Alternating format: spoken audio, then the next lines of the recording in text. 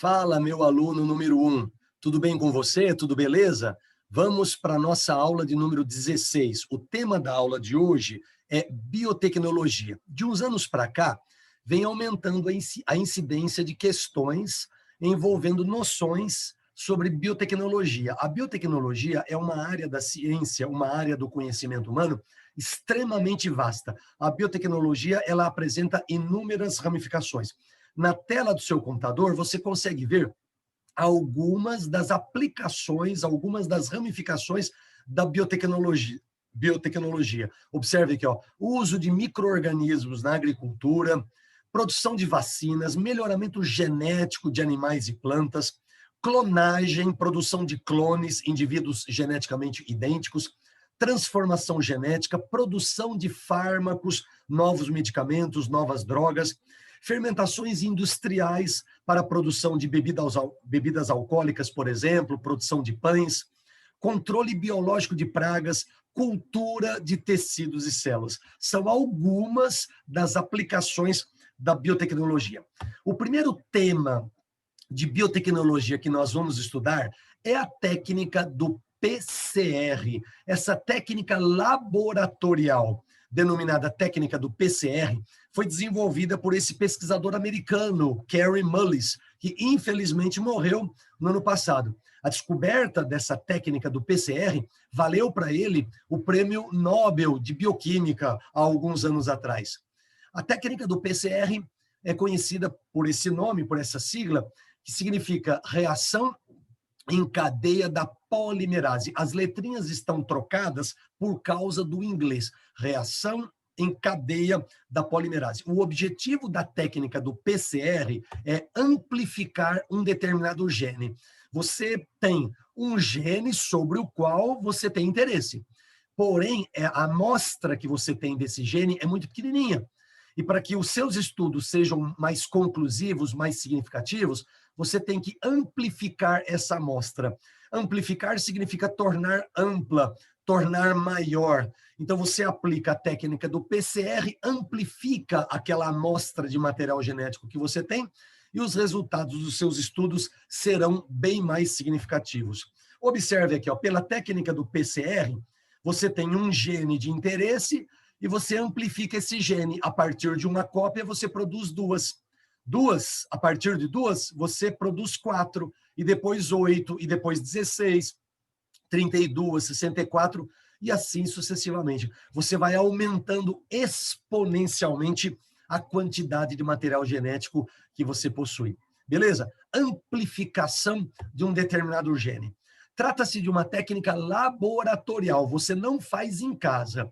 Eu não faço em casa. Tem que ser feita no laboratório, porque é no laboratório que você tem os ingredientes e o aparelho correto. É como receita de bolo. Para você fazer um bolo, você precisa de açúcar, farinha, ovo, fermento, e você precisa da batedeira, né, que é o equipamento. Então, você precisa de ingredientes e o equipamento. A mesma coisa, a técnica do PCR é uma técnica laboratorial, e para você fazê-la, você precisa de ingredientes e do equipamento específico. Os ingredientes são o gene sobre o qual você tem interesse, aquele gene que você quer amplificar, nucleotídeos, porque você quer amplificar uma amostra de material genético, uma amostra de DNA, e por isso você precisa de nucleotídeos.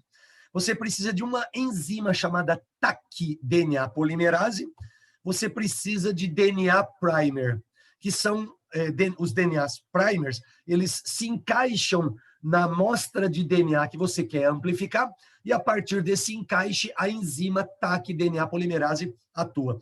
E você precisa de um aparelho específico chamado termociclador. É dentro desse aparelho específico chamado termociclador que você consegue realizar a técnica do PCR amplificando uma determinada amostra de material genético. Beleza? A enzima utilizada no processo, ela é chamada de taqui-DNA polimerase, e esse prefixo taqui vem do nome de uma bactéria chamada bactéria Thermus aquaticus, que é uma bactéria extremófila. Ela adora elevadas temperaturas. Ela é encontrada em fontes hidrotermais. E aí eles descobriram essa enzima dentro dessa bactéria e eles batizaram essa enzima pelo nome de taqui-DNA polimerase. Beleza? Para você realizar a técnica do PCR dentro daquele aparelho chamado termociclador, você precisa colocar todos os ingredientes dentro do aparelho, beleza? E você vai seguir 3 passos. Quer ver? Primeiro passo, você eleva dentro do aparelhinho chamado termociclador, você eleva a temperatura dos ingredientes para mais de 95 graus. Sabe qual é o objetivo? Elevar a temperatura para mais de 95 graus? Desnaturar a molécula de DNA. E desnaturando a molécula de DNA que você quer amplificar, você desfaz a dupla hélice e quebra as pontes de hidrogênio, afastando as 2 fitas. Beleza? Por isso a necessidade de se elevar a temperatura para mais de 95 graus. Depois, dentro do aparelhinho, você vai dar o segundo passo, que é fazer a temperatura baixar para casa dos 56, 57 graus, que é a temperatura melhor, a temperatura na qual os DNA primers se encaixam no gene de interesse. E a partir desse encaixe, a enzima taqui-DNA polimerase pode começar a atuar. Depois você novamente eleva a temperatura dentro do aparelhinho, é o terceiro passo, para casa dos 72 graus. Qual que é o objetivo? É a melhor temperatura para a atuação da enzima taqui-DNA polimerase. Beleza? Isso tudo acontecendo dentro daquele aparelho específico chamado termociclador. E aí, então, você vai repetindo ciclos, amplificando a molécula de DNA sobre a qual você tem interesse. Aqui, ó, originalmente você tinha 2 cópias do gene. Aplicando o primeiro ciclo, você passa a ter 4 cópias. Aplicando o segundo ciclo, você passa a ter 8 cópias. E depois 16, e depois 32. Depois de 35 ciclos, ocorre uma amplificação exponencial dessa amostra de DNA. E aí você passa a ter bilhões de cópias daquele gene sobre o qual você tem interesse. Beleza? Objetivos dessa técnica: primeiro, medicina forense. Numa situação de violência sexual, numa situação de estupro, o que pode ocorrer? Amostras de sêmen podem ser encontradas no corpo da vítima. E a partir dessas amostras de sêmen, você pode obter DNA. Mas muitas vezes, quantidades muito pequenininhas de DNA. O que você faz? Você aplica a técnica do PCR. A partir dessa amostra pequenininha de DNA que você encontrou no sêmen, no corpo da vítima, você amplifica essa amostra e produz bilhões de cópias dessa amostra. E aí os resultados serão bem mais significativos, os resultados da análise. Detecção de mutações. Você está desconfiado da ocorrência de mutações. O que você faz? Você pega uma amostra de DNA sobre a qual as mutações estão acontecendo e você amplifica essa amostra, né? Produzindo uma amostra bem maior para poder estudar essas mutações de uma maneira muito mais fácil. Identificação de espécies. Você descobre, por exemplo, um fóssil de um animal pré-histórico ou de uma planta pré-histórica. Aí você consegue, a partir desse fóssil, amostras de DNA, porém amostras bem pequenininhas, bem escassas. O que você faz? Aplica a técnica do PCR, amplifica essa amostra e consegue fazer estudos bem mais significativos, inclusive para comparação e identificação de espécies. Beleza? Agora, atenção para esse detalhe importantíssimo. Ó. A técnica do PCR é utilizada para detecção da infecção pelo novo coronavírus, o SARS-CoV-2. O que eles fazem? A pessoa está desconfiada de que ela se contaminou. Então, o que ela tem que fazer? Ela procura o laboratório e eles vão colher amostras de secreções localizadas lá na região da nasofaringe, através de um cotonete alongado chamado suave nasal. Através do suave nasal, você consegue atingir a nasofaringe e recolher secreções. E nessas secreções, se a pessoa estiver contaminada, pode haver amostras de material genético do novo coronavírus. Beleza? Só que tem um detalhe, o novo coronavírus, o SARS-CoV-2, o material genético dele é o RNA. Pintou um problema, né? A técnica do PCR amplifica. E o novo coronavírus, ele tem como material genético o DNA. Olha aí, ó, tá vendo? Através do suave nasal, você colhe as secreções da nasofaringe, guarda essas secreções num tubo, né, que tem ali uma solução tampão para conservar, e depois você aplica a técnica do PCR para amplificar aquela amostra de material genético. Só que tem um problema. O novo coronavírus, o material genético dele é o RNA. O que você faz? A partir do RNA, você, usando uma enzima chamada transcriptase reversa, você consegue produzir o DNA. Observe, ó, a enzima transcriptase reversa, ela usa o RNA viral como um molde para a produção do DNA viral. Beleza? E a partir desse DNA viral sintetizado, você amplifica, aplicando a técnica do PCR, você amplifica a partir de alguns DNAs virais, você consegue obter muitos DNAs virais. Beleza? E aí você consegue, então, detectar a infecção naquela secreção colhida pelo suave nasal, a infecção pelo novo coronavírus. Por isso que, neste caso, eles batizaram pelo nome de RT-PCR. PCR amplifica o DNA. RT, por que essa sigla RT? Transcriptase reversa. É o nome da enzima, né? Que usa o RNA viral como molde para a produção de DNA viral. Beleza? Existem basicamente dois testes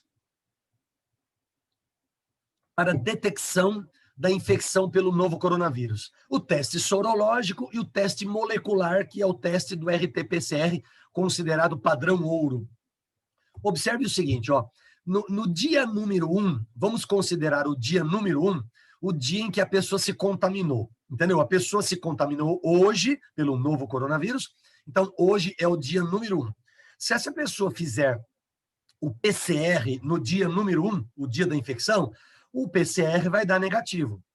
E o teste sorológico, tanto o IgM quanto o IgG, também vai dar negativo. Atenção, IgM são os anticorpos produzidos durante a manifestação da doença, IgM. IgG são os anticorpos produzidos depois da manifestação da doença, quando a pessoa já ficou curada, são os anticorpos de memória. E se a pessoa fizer o RT-PCR no dia 1, que é o dia da infecção, o RT-PCR vai dar negativo e o teste sorológico, tanto o IgM quanto o IgG, também vão dar negativo. Beleza? Até o dia 4, o RT-PCR costuma dar negativo. E o IgM e o IgG também dão negativo. Do dia 5 ao dia 14, o RT-PCR dá positivo. Beleza? O IgM continua dando negativo e o IgG continua dando negativo. Lembrando que os IgM são os anticorpos produzidos durante a manifestação da doença e os IgG são os anticorpos produzidos depois que a pessoa está curada. Beleza? Na época dos sintomas, né, nos dias dos sintomas, o RT-PCR dá positivo, o IgM passa a dar positivo, o IgG negativo. Entre os dias 15 e 23, todos esses testes dão positivo. Do dia 35 para frente, o RT-PCR começa a dar negativo. Tá vendo? Ó? O IgM, no dia 35, pode dar positivo e o IgG também positivo. E depois, né, depois do 35º dia, o RT-PCR passa a dar negativo, o IgM negativo e o IgG positivo. Beleza? Olha aí, pessoal. Atenção. Então, esse é o primeiro tópico da biotecnologia que eu queria discutir com vocês. A técnica do PCR. Mudando de assunto, agora a gente vai passar para engenharia genética. Já ouviu falar de engenharia genética? Técnica do DNA recombinante. DNA recombinante? O que é isso? É um DNA alterado, recombinado, né, geneticamente modificado. Imagine que esse risco preto que está piscando aí na tela do seu computador represente o DNA de alguém. O DNA de uma planta, de um animal, o DNA de uma pessoa. Usando uma enzima super especial, chamada enzima de restrição ou endonuclease, eu consigo cortar a molécula de DNA. em pontos específicos. E cortando a molécula de DNA em pontos específicos, eu consigo isolar um gene de meu interesse. Vou citar um exemplo aqui, ó. O gene humano responsável pela produção do hormônio insulina. Guarde esse exemplo na sua memória. Usando a enzima de restrição, eu corto o DNA e isolo o gene de meu interesse, no caso, o gene humano responsável pela produção do hormônio insulina. As enzimas de restrição são enzimas que cortam a molécula de DNA em pontos específicos. Elas foram descobertas nas bactérias. E sabe por que as bactérias desenvolveram essas enzimas? Porque essas bactérias ficaram cansadas de serem atacadas pelos vírus. Como é que chama aquele vírus que ataca a bactéria? O bacteriófago. E o bacteriófago, quando ataca a bactéria, ele injeta na bactéria o seu material genético. E aí o material genético do vírus faz a maior bagunça dentro da bactéria. Como uma medida de proteção, as bactérias desenvolveram as enzimas de restrição, que cortam o DNA do vírus, destroem totalmente o DNA do vírus, tornando-o totalmente inofensivo dentro das bactérias. Foi uma defesa que as bactérias desenvolveram em relação aos bacteriófagos. E quando os pesquisadores descobriram essas enzimas, as enzimas de restrição, eles descobriram uma verdadeira ferramenta, uma verdadeira tesoura bioquímica, capaz de cortar a molécula de DNA em pontos específicos. Beleza? E cortando o DNA em pontos específicos, eu isolo um gene de meu interesse. Como exemplo, o gene humano responsável pela produção do hormônio insulina. Aí eu pego o plasmídio de uma bactéria e, usando a mesma enzima de restrição, eu consigo cortar o plasmídio e abro o plasmídio.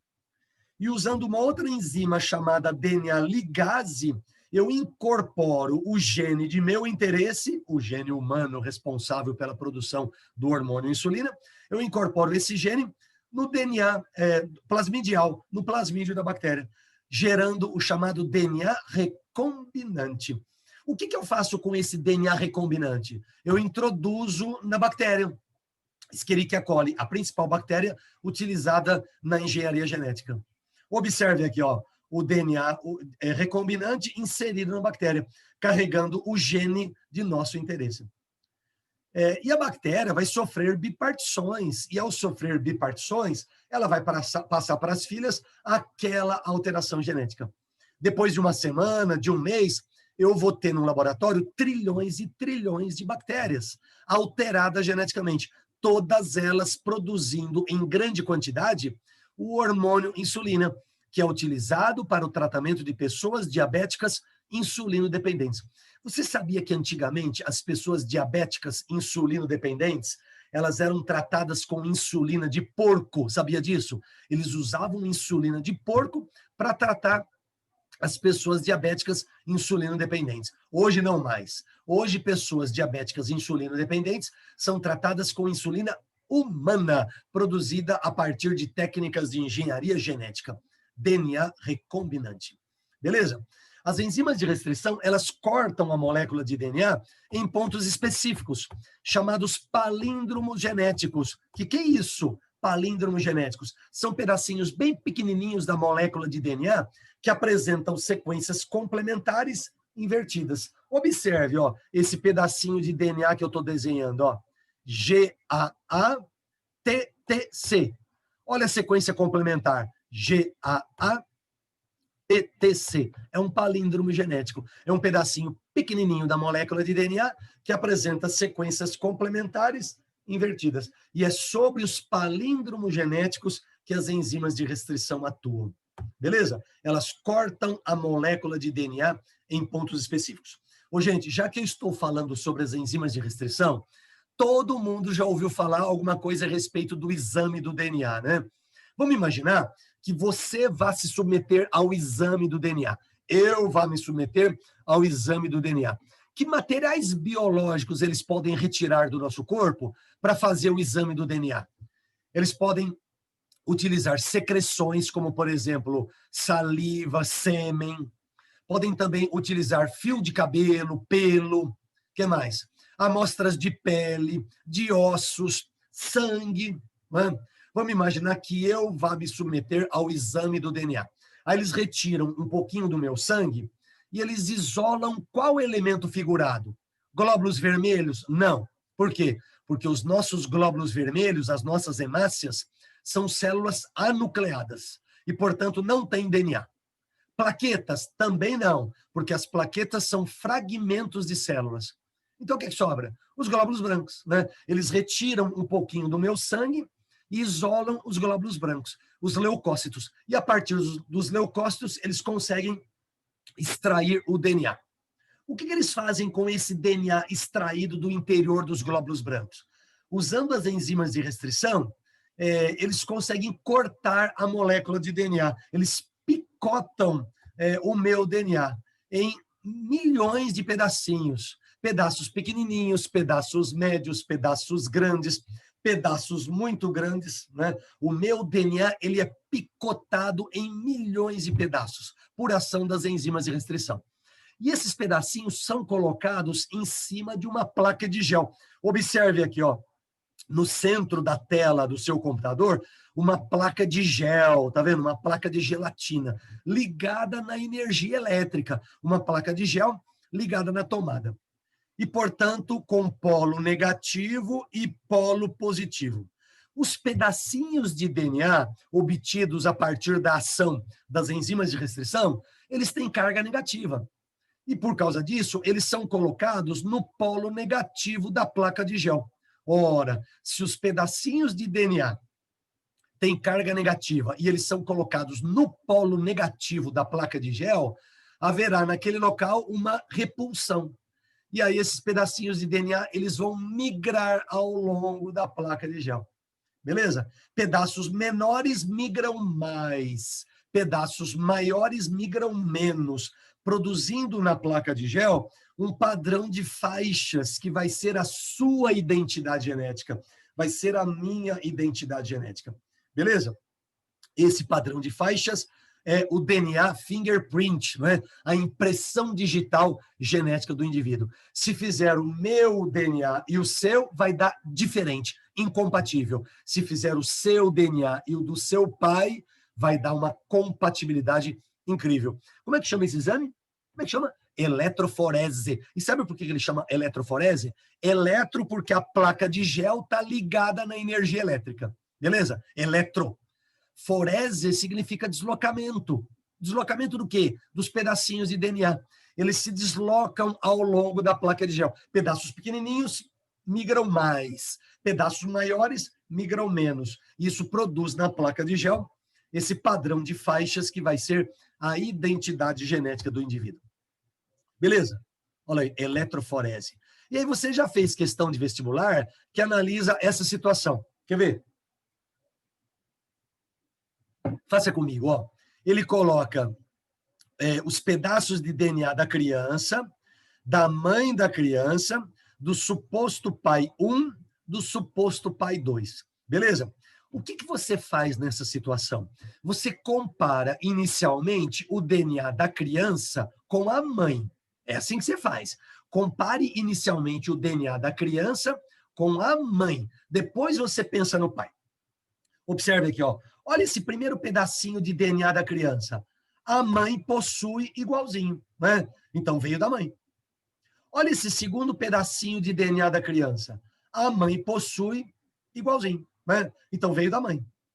Olha esse terceiro pedacinho de DNA da criança. A mãe não possui. E qual dos dois possíveis pais possui? Um. Então é porque veio dele. Entendeu? Olha esse outro pedacinho de DNA da criança. Os três apresentam. Então não dá para concluir nada. Agora, olha esse outro, ó. A mãe apresenta. E esse outro aqui, ó. A mãe não tem. Mas o suposto pai 1 apresenta. E esse outro pedacinho aqui, ó, de DNA da criança. A mãe apresenta. E esse último aqui, ó. A mãe não tem. Então é porque veio do pai. E o pai 1 é que tem. Então, com base nessa análise, nós vamos concluir que o possível pai 1 é realmente o pai dessa criança. O possível pai 2 foi descartado. Beleza? Agora, claro, né? Essa amostra que nós analisamos, ela é muito pequenininha. Quando eles vão fazer o exame do DNA, eles ficam debruçados sobre uma amostra gigantesca por vários dias, né? Para que o resultado seja absolutamente confiável. Beleza? Bom, pessoal, já discutimos a técnica do PCR E já discutimos também a engenharia genética, o DNA recombinante, as enzimas de restrição, a eletroforese. Né?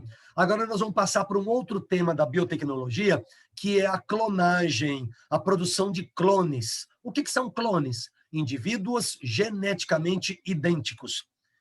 Quando a gente pensa em produção de clones, a gente lembra da ovelha Dolly, né? Desenvolvida por ação, né? Por iniciativa desse pesquisador chamado Ian Wilmot, felizmente, né? Felizmente ainda vivo. E a ovelha Dolly, sabe quando é que ela nasceu? Em 96, portanto, há 24 anos atrás.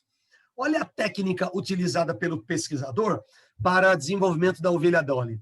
Técnica da transferência nuclear. Você vai entender esse nome daqui a pouquinho. O que eles fizeram? Pegaram uma célula somática de uma ovelha adulta. Você sabe que a Dolly ela foi uma ovelha, então ela foi obtida a partir de uma outra ovelha, né? Então eles pegaram uma célula somática de uma ovelha adulta, retiraram de dentro dessa célula o seu núcleo e jogaram a célula fora. Não me interessa a célula, me interessa sim o núcleo dessa célula somática. Pegaram um óvulo, né, de alguém da mesma espécie, claro, né, de uma outra ovelha, retiraram de dentro desse óvulo o seu núcleo e jogaram o núcleo do óvulo fora.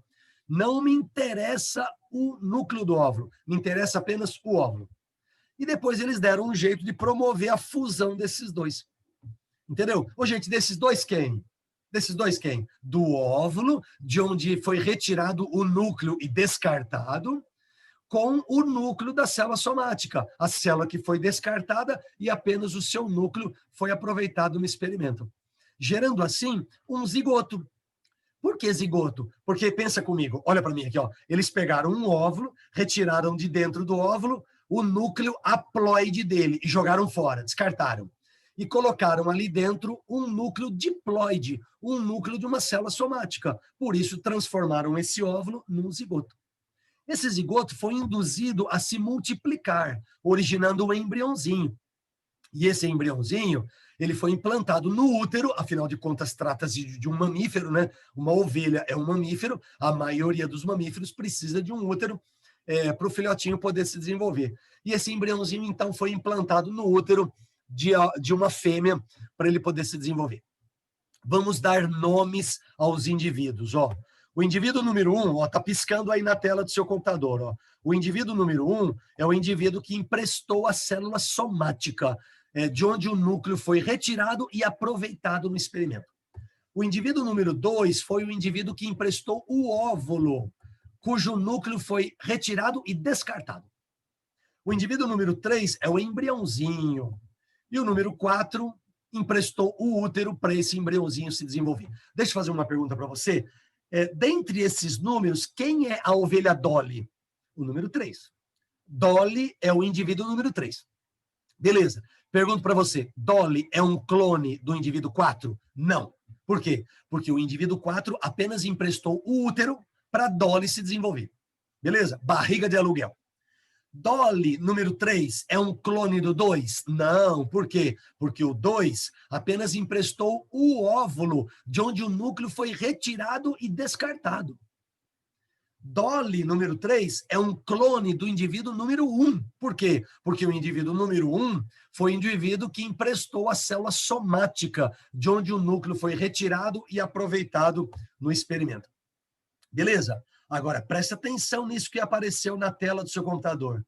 Dolly não foi considerada um clone perfeito. Sabe por quê? Porque o DNA nuclear da Dolly, número 3, é igualzinho ao DNA nuclear do indivíduo número 1.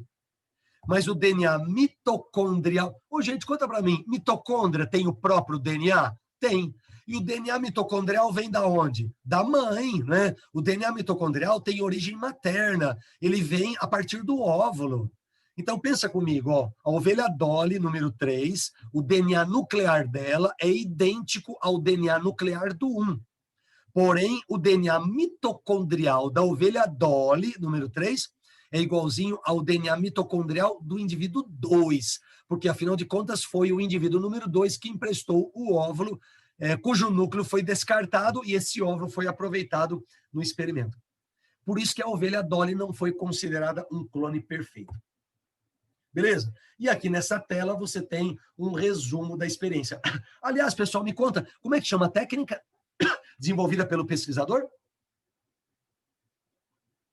Técnica da transferência nuclear, né? O nome já diz tudo, né? Houve a transferência do núcleo de uma célula para o interior de outra célula. Técnica da transferência nuclear. Beleza? Atenção, existem dois tipos de clonagem, basicamente. A clonagem reprodutiva, cujo objetivo é multiplicar, não é? O número de indivíduos. A clonagem reprodutiva, normalmente, ela tem finalidades comerciais, não é? Clonagem reprodutiva. Vou dar um exemplo aqui, ó. Você descobre uma plantinha e você percebe que essa plantinha vai render muito dinheiro para você. O que você faz? Você clona essa plantinha. Você produz muitas cópias dela. É a clonagem reprodutiva, que tem normalmente finalidade comercial. Beleza? A partir de um indivíduo, você produz muitas cópias dele. Beleza? Agora, atenção. A clonagem reprodutiva é proibida na espécie humana. Beleza? E tem também a clonagem terapêutica. Não é? O que seria a clonagem terapêutica? Como o próprio nome sugere, a clonagem terapêutica, ela tem como objetivo, clonagem terapêutica tem como objetivo curar doenças. Imagina, a pessoa fica doente, vai ao médico e o médico descobre que a doença que a pessoa tem só vai ser eliminada se a pessoa passar por um transplante. Transplante de um órgão, de um tecido. Qual é o drama de uma pessoa que está na fila para o transplante? Achar um doador que seja compatível, né? É muito difícil. E a pessoa, muitas vezes, morre na fila do transplante. No futuro, de repente, poderá ser feito isso que eu vou te contar. A pessoa está doente, eles produzem um clone dessa pessoa. E esse clone é um embriãozinho. E a partir desse embriãozinho, eles retiram células-tronco. E a partir das células-tronco, eles conseguem produzir o tecido, o órgão que a pessoa necessita para um transplante. Com chance de rejeição, 0, né? Agora, tem um detalhe. Para retirar células-tronco do embriãozinho, você tem que matar o embriãozinho. E a morte de um indivíduo em favorecimento do outro é algo absolutamente questionável do ponto de vista ético, moral, religioso, etc. Essa é a clonagem terapêutica, que também é proibida na espécie humana. As duas clonagens são proibidas. A clonagem reprodutiva e também a clonagem terapêutica. Beleza? Para nós finalizarmos, o último tópico dessa nossa aula de agora, nós vamos continuar a biotecnologia na próxima aula, é isso aí, ó, transgênicos. Transgênicos são organismos geneticamente modificados. A técnica da transgenia consiste em você transplantar genes de uma espécie A para o material genético de outra espécie B. Tá certo? Qual dessas duas espécies vai ser o transgênico? A ou B? O B, não é? O B vai ser o transgênico, vai ser o organismo geneticamente modificado. Agora, atenção, todo transgênico é um OGM. Todo transgênico é um organismo geneticamente modificado. Agora, nem todo organismo geneticamente modificado é um transgênico. Vou dar um exemplo. Ó. O indivíduo sofre uma mutação gênica. Você sofre uma mutação genética. Beleza? Sofrendo uma mutação genética, você passa a ser um organismo geneticamente modificado. Beleza? Mas você não passa a ser um transgênico, e sim um mutante. Beleza? Então, cuidado. Nem todo transgênico é um OGM, mas nem todo OGM é um transgênico. Ele pode ser um mutante. Beleza? Ô, gente, um dos primeiros experimentos realizados na técnica da transgenia foi feito assim, ó. Eles pegaram o gene responsável pelo vagalume emitir luz e implantaram esse gene numa planta, o tabaco, que é a planta a partir da qual eles fazem o cigarro. E sabe qual foi o objetivo? A plantinha, o tabaco, começou a emitir luz. Beleza? Olha aí, ó. Como se produz uma planta transgênica? Primeiro, olha aqui, ó. Acompanhe o mouse aqui, ó. Primeiro, você identifica e isola um gene de seu interesse. Primeira coisa. Segundo, você insere esse gene no organismo-alvo, modificando geneticamente esse organismo-alvo. Terceiro, você seleciona aquelas plantas que vão te dar um resultado positivo. Depois você faz os testes de biossegurança para ver se não vai trazer problema para ninguém. E depois você submete isso à aprovação dos órgãos competentes. Né? Então, são os passos, é o protocolo que deve ser seguido para a produção de um organismo transgênico. Nós já temos hoje milho transgênico, soja transgênica, amendoim transgênico, algodão transgênico, batata transgênica, tomate transgênico, e etc, etc, etc. Beleza? Agora, olha, porcos geneticamente modificados. Agora, atenção, tudo na vida tem os prós e os contras, né? Quais são os prós dos transgênicos? Primeiro, plantas transgênicas mais resistentes ao ataque das pragas. Plantas geneticamente modificadas mais resistentes a variações climáticas. Plantas geneticamente modificadas que produzem mais em menos tempo. Plantas transgênicas que apresentam maior teor de nutrientes. Todos esses avanços, todas essas conquistas já foram obtidas na área da transgenia. Agora, quais seriam os contras, né? Quais são as preocupações? Primeiro, o real efeito dos transgênicos sobre a nossa saúde. Será que existem estudos suficientes que revelam para a gente que os alimentos transgênicos não vão fazer mal para nós? E segundo, qual é o real efeito dos transgênicos sobre o ambiente? Que impacto ambiental um organismo transgênico poderia gerar? Beleza? O pessoal, faça comigo essas questões aí, ó. A utilização de produtos químicos com ação inseticida em lavouras é uma prática comum, mas do ponto de vista ambiental deve ser evitada quanto possível, para evitar contaminação do ambiente e para que esses produtos não sejam ingeridos por consumidores dos produtos dessas lavouras. Uma maneira de diminuir essa prática é a produção de plantas que contenham um gene oriundo de uma bactéria conhecida como Bacillus thuringiensis. Em sua fase de esporulação, esse micro-organismo produz proteínas com ação inseticida. A inserção dos genes responsáveis por essa propriedade das bactérias em plantas pode protegê-las contra o ataque de determinadas pragas na agricultura. A prática descrita no texto é um exemplo de, ora, ele está sugerindo a inserção de um gene presente na bactéria no material genético da planta. E por isso tem a ver com a transgenia, né? A planta transgênica, a planta geneticamente modificada. E por isso, letra B de bola. Próxima questão. A charge abaixo pode representar o imaginário popular do que se espera para o futuro de animais transgênicos. Leia aí, ó. Enquanto isso, no restaurante transgênico, de entrada, asinhas de porco empanadas. Asa de porco? Como assim? E para mim, coxinhas de lambari, flambadas. Oh, mas lambari não tem coxa, não é? Mas ele está pensando em organismos transgênicos, né? Marque a correta. Letra A. Patas em peixes e asas em porcos não seriam boas características adaptativas, se considerarmos os atuais nichos ecológicos de lambaris e porcos, claro, né? Pata em peixe, asa em porco, né? Provavelmente não vai dar certo, né? A letra A foi marcada como gabarito. Negue as demais. Letra B. Peixes não poderiam desenvolver patas. E mamíferos não podem apresentar asas funcionais. Como assim? Existem mamíferos que voam, como, por exemplo, morcegos. C. Peixes não podem expressar genes de aves ou de mamíferos, devido às diferenças no código genético. Ele está confundindo. Código genético é universal. Está errado. Letra D. As patas anteriores dos porcos e as asas das aves são órgãos análogos? Não, homólogos. Têm a mesma origem embrionária. Próxima questão. A tecnologia do DNA recombinante tem produzido uma série de avanços no setor agropecuário. A inserção de um gene da bactéria, olha aí, ó, já foi citada essa bactéria na outra questão. Em algumas variedades de plantas, por exemplo, as torna resistentes a certas pragas. Sobre essas tecnologias, é correto afirmar. E o gabarito marcou a letra C. A resistência de uma planta transgênica a uma praga se deve à ação do produto desse gene inserido na planta e não à presença do gene em si. Aqui, ó, você pega o gene da bactéria, que produz um inseticida, e insere esse gene da planta. O gene sozinho não tem efeito nenhum na planta, o gene sozinho. Mas o resultado da ação desse gene, né, o produto da ação desse gene, são os insetos.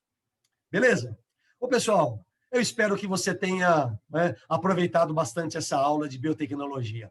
Ok? Grande abraço para todos. Tchau, tchau.